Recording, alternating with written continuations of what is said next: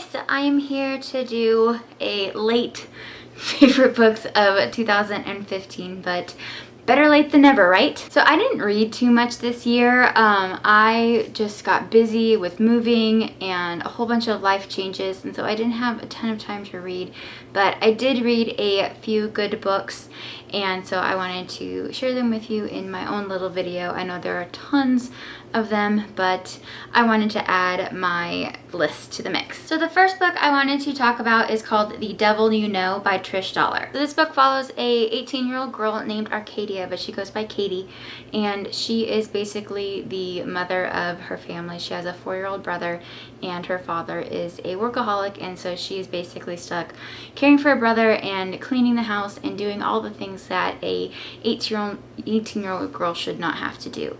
And one day she goes to a party with her best friend, and she meets 2 cousins, and they offer her a road trip experience, and all she wants is to have an adventure, and she doesn't want to do the whole mom thing anymore. She wants to live her life. She's 18, so you know, and she decides to go with them, and that is when the trouble starts. I really enjoyed this book.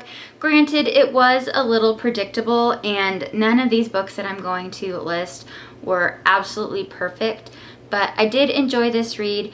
One of the gripes I did have about it is the insta-love. Holy smokes, it was like they locked eyes and immediately they were in love. And as you guys might know from my previous videos, I do not like insta-love. It is one of my biggest pet peeves, and sometimes it can really interfere with the story, but in this case it didn't. I still really enjoyed it. It was, like I said, predictable, but it still was a fun read. Katie was a pretty good character. She kind of went from very extremely cautious to just not giving a dang about anything, and that kind of turned me off a little bit. I know that that is how some 18-year-old girls could act, but for me, I would have appreciated it better if it was more of like a gradual flow into it, instead of just like, nope, don't care about anything, all y'all can go bite a basket. Like, it just was kind of weird. And so I wish that the gradual burn of it was a little bit bigger, but it's same with the insta-love. So I mean, I guess when you're 18, sometimes you just go whole hog, and I think that's what the author was trying to portray, but that part I was kind of about. One of the things I did love about the book is that it was a sex positive book, and that is really important, I think, in YA, especially for young teens who are, you know, starting to experiment and, you know, do sorts of things, and sex positivity is very important to me in a novel, and I was very grateful that they had it in there. I also loved that this book takes place in Florida, and I do recognize some of the you know, places and things that they were looking at and doing, and I was like, oh, I know exactly where that is. So that was kind of fun. I did love this book. I feel like the best part of it was that this could happen. And I think that is like the kind of scariest thing, and what made it so nerve-wracking and scary, because you never know. That could happen, and it does sadly happen a lot to teenagers and people in general, and it's quite terrifying. But I think that was the reason why I enjoyed it so much, is because the realness of it was very good, and it just screamed summer, and it was a really fun read, and I really enjoyed it. The next book I am going to share with you was probably my favorite book that I read of 2015, and that was Bartlett's Guide to Magical Creatures by Jackson Pearce and Maggie Steifvater. This book was absolutely adorable. As you can tell by the cover, it was so much fun. Pip is the cutest thing ever. I saw this book on the shelves at Barnes & Noble when I was with my niece and nephew, and I was like, oh, that sounds interesting, and then I kind of forgot about it. But when I went to the library, I saw it in their like new releases section, and I decided to pick it up, and I'm very glad I did. I love Jackson Pearce as a writer. I haven't read too much of Maggie Steifvater. The only book I read of hers was Shiver, and I did enjoy it, and I was so happy to see this book. The cover just is what drew me in. It's so cute, and this was my first real experience with middle grade, and I loved it. I loved it that it was about the story and not so much about the romance that might have happened. The creativity in this book was awesome.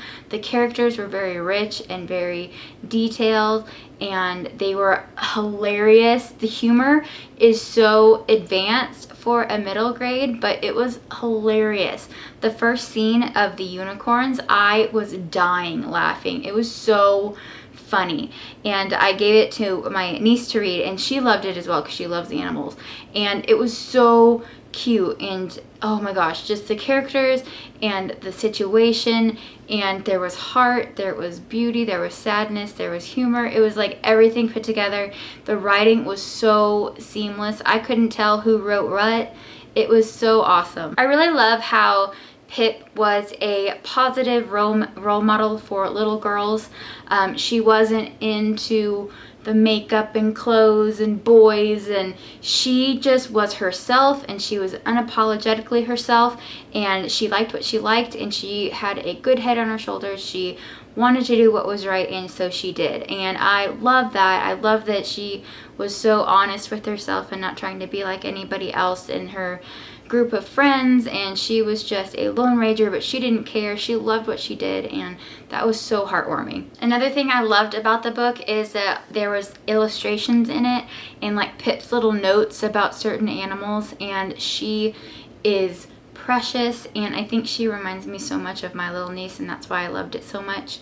But I also loved Thomas, and oh my gosh, Reginald, I think, or Regent Maximus. Oh my gosh, he was so funny. He was so funny. Like it was such an interesting play of having this fancy horse be so afraid of everything, and he was like a hypochondriac. It was so funny, and I really recommend that you guys read this one. I gave it 5 out of 5. It's definitely my favorite book of 2015. I never thought a middle grade would be my favorite book, but it absolutely was. The next book that I loved of 2015 is one that I have read many times, especially in middle school and high school, and that is Life in the Fat Lane by Cherie Bennett. And I love this book because when I read it this past year, it was still prevalent, and it was still as good and relatable as it was when I read it in high school in like 2004. And so that's just really cool, and I really enjoyed it. So this book is about a girl named Lara who is absolutely perfect. She has a beautiful body, beautiful hair, beautiful everything. Her parents are awesome. Her brother is really handsome and, you know, doing his own thing. Perfect boyfriend, great best friend, homecoming queen, like everything is perfect for her. She's like the girl that everybody hates to love and loves to hate type of thing. She's very nice, so you couldn't be mean to her face, but you know, she is one of the more popular girls, and so she has, you know, that kind of mentality. So over the next couple of weeks, she discovers that she is kind of gaining weight, and so she decides to go on a diet, but nothing is working. So eventually they decide to take her to the doctor, and she is diagnosed with a metabolic disorder. As she starts to gain weight, she discovers who her real friends are, and she also discovers that everything isn't as it seems with her family. And it is about love, it's about family dynamic, it's about loving yourself and who you are on the inside, it's about self-esteem. And I can't believe that it was published 17 years ago, but it is still absolutely prevalent. Lara is kind of hard to relate to at first because she is so terrified of being fat. And it's just like how she was raised, and so it's hard to get past that. But once you do, you really start to bond with her, and you start to love her as a character and sympathize with what she's going through. And I love this book so much. It is really good. It's definitely worth a read, and it was just incredible. Okay guys, the second to last book I have in my top favorites list is The Way We Bared Our Souls by Willa Strayhorn. This book gave me a headache when I was done because it was so intense. Like, I literally had a brain bleed after it was over. This book is about 5 teenagers who have 5 very different, very disabling problems in their life. It's told through the eyes of Lo, who has the beginning stages of multiple sclerosis. So one day she meets a medicine man in the New Mexico desert, and she is told that there is a way to cure her of her illness. She just needs to bring 5 friends with her to this certain place and he can help them. And so she gets together her friends and they go to this bonfire. They, tell their stories and they fall asleep, and when they wake up, they're cured, but they have gotten each other's illnesses, so they have to live the life of the other person. It was so good. So like I said, Lo has multiple sclerosis. Thomas is a child soldier who was adopted, and he suffers from extreme PTSD from being a child soldier in Liberia. Kaya cannot feel any physical pain, so she hurts herself all the time because she doesn't realize it. She can't feel it. And Ellen is a druggie, and Kit lost his girlfriend in a car accident, and he is suffering from crippling depression. I loved how different the stories were for each of them and how differently they handled them, because I know in YA especially, sometimes the characters can become either Mary Sue or very cookie cutter, and I loved that the author was very true to the characters and very honest about the writing, and she kept it so clear that who was who. For me personally, I was most interested in Thomas's story and Kaya's story just because personally they were the most interesting characters, but I still loved everybody and my heart went out to each one of them. The couple gripes that I did have with this book is that there wasn't enough dialogue. Dialogue is my favorite thing as a reader to read and also an author to write, but I really wanted more of them talking to each other, and sometimes Lo's long descriptions and long blocks of text was a little distracting, but I mean it was still good. I just wish there was more dialogue between the characters. Another thing that was kind of, this is totally a personal thing, but I felt like sometimes the author used big words to seem more profound and, and maybe it's just me that I'm stupid. It's 'cause I had to keep looking things up. And so it pulled me away from the story. So it was a little distracting. But also I felt like the characters talking, when they did talk to each other, it was very meaningful in each. I think she was trying to find meaning in each and every sentence, and it got a little heavy. But I mean, I wouldn't talk to my friends like that when I was a teenager. So that was a little difficult to get through. The ending, oh my god, the ending, you guys, was worth the read entirely. It was so crazy and I was not expecting it, and oh my god, you definitely need to read it. It is really good.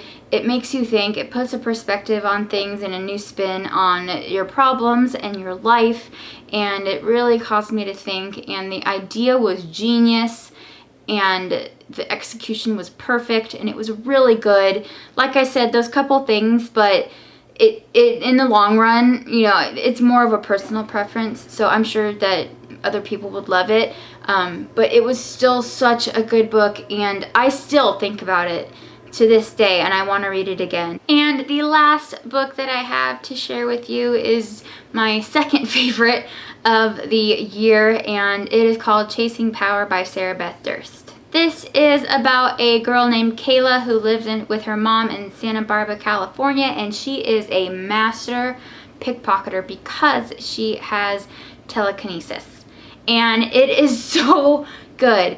And so one day she is trying to pickpocket this one person, and a guy kind of interrupts and basically blackmails her into helping him find his mother who was kidnapped. So they go on this huge adventure through temples and tombs and voodoo and crazy witches, and it was so good. Literally the only problem I had with this book is the ending, because it wasn't enough. I wanted more, and it was so good.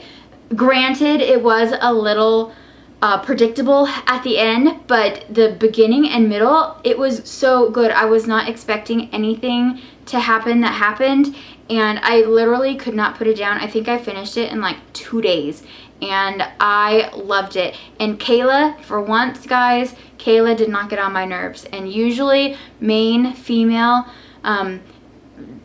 heroines in the books annoy me, but she didn't, and I was so happy about that. And I was like book drunk after this book was over. I wanted to read it again and again, and I enjoyed it tremendously. It was so good, and the action and just like I was there. The writing was so rich and so interesting, and her descriptions, like some of the parts were so creepy that I kind of looked over my shoulder because it was so good and it was so rich, and it just totally transported me back every time I opened the book. The writing was really flowy and pretty, and it was so easy to read, and I would pick it up and I would be reading and I'd look up and like an hour had passed, and it was such a good time get away from reality type of book.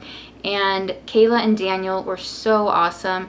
I loved that there wasn't insta love. The relationship between them built so nicely, and I loved how Daniel didn't really care about Kayla so much as getting his mom back. And you know how like in some YA books, like when they need help, all of a sudden they just love this person and the task at hand kind of gets lost? Not in this book. It was so good, and Kayla couldn't stand Daniel at first because she was mad that she was being blackmailed, and Kayla's mom was so awesome and cute and funny, and it was awesome. I really recommend that you guys try it. It was super, super good, and I was so glad that I decided to pick it up. And I'm really sad that there isn't a sequel, because I do feel like that there was some, loose ends that could have been tied up, but it was still really good.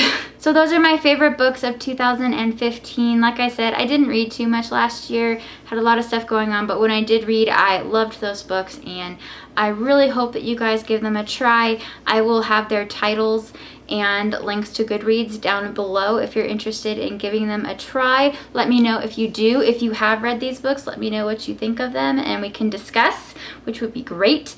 And thank you guys again so much for watching. I am so happy to be back and making videos that isn't a haul for once. But again, thank you guys so, so, so much, and I will talk to you later. Bye!